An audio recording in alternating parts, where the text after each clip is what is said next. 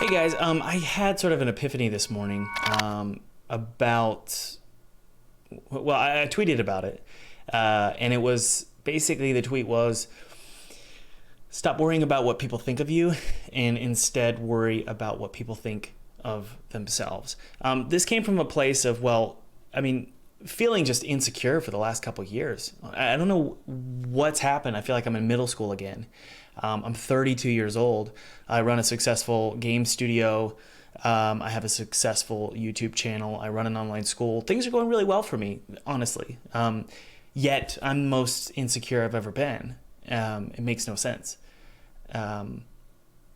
This insecurity comes from a place I realized the core, the root of it all, is caring what people think about me.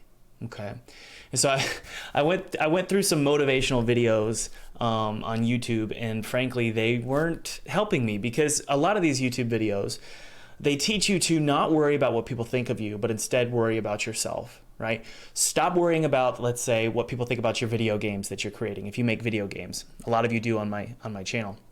Or if you're an entrepreneur or you want to start a business, don't worry about what people think. Just start your business and just screw them, right? Or whether it's friends or family, screw your family. Don't worry about what they think. Worry about yourself. That is true in part. Like, that's a good thing to do, is to stop caring so much about what people think of you. Totally get it. The problem is, if you really go full force with this, you're going to end up isolating yourself. Because at the end of the day, we're communal creatures, right? We like people. And if you're trying to grow even, in business, you want to be able to network. And it's really hard to network when all you care about is you and you're not thinking about other people, right? There's a great book called The Go Giver. And it's actually the opposite of the advice I just told you, which is just give to people. Give your ear to people. Give your love to people. Give your comfort to people. Always be willing to hear them out.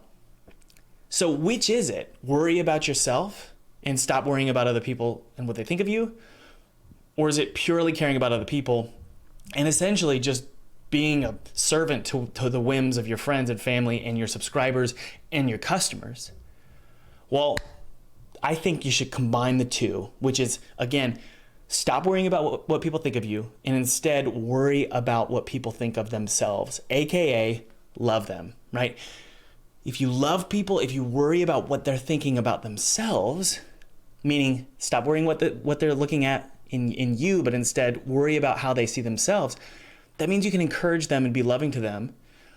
And at the same time, you're thinking about them, you're not thinking about you.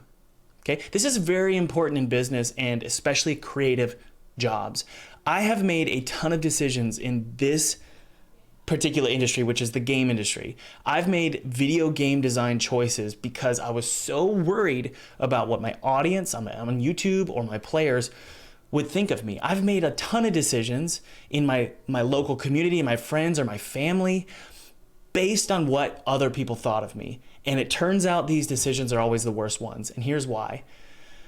The things that I love, the things that I really, really care about the most are typically things people don't care about. And I've always felt isolated in this way. And if you feel isolated in this way, let me know in the comments. Most people don't care about things I care about. I care about what I think are maybe weird things, right? I really love gothic horror. I really care about Stanley Kubrick films. I love autobiographies, historical autobiographies.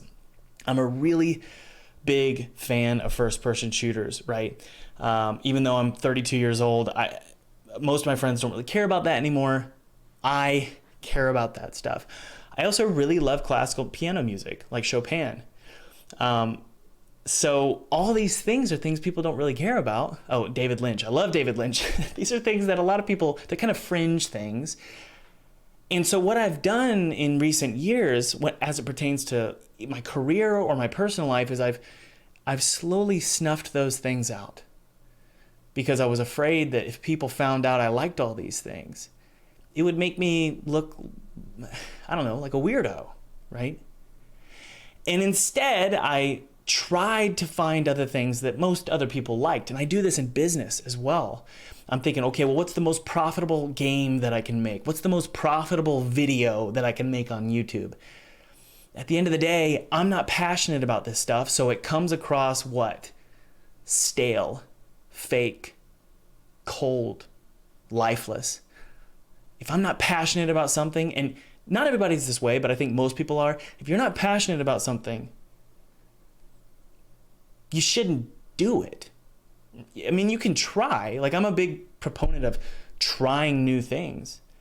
And the truth is 90% of the new things you try, you're not going to care about, right?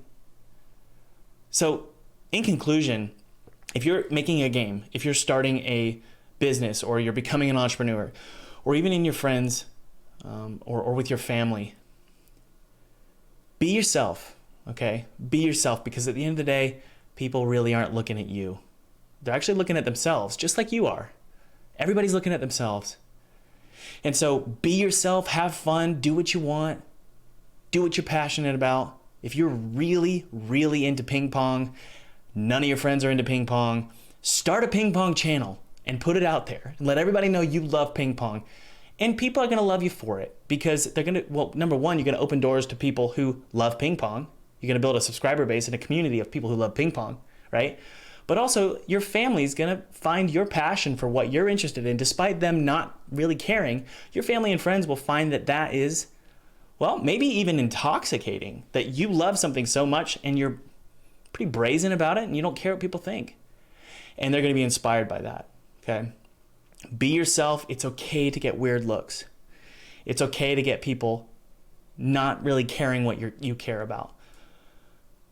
I think you're a really lucky person if you care about things people don't care about. And the reason why is because that's your niche.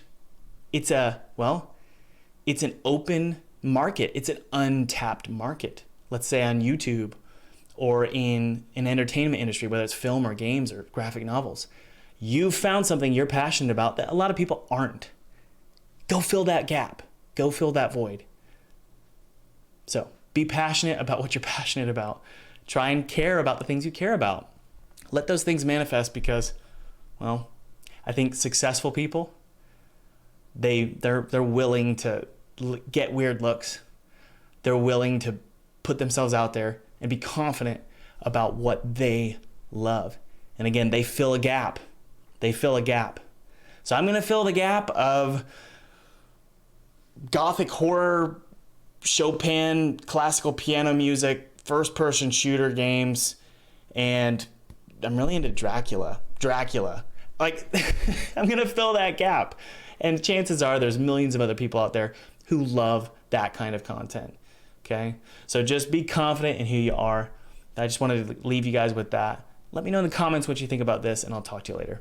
Cheers.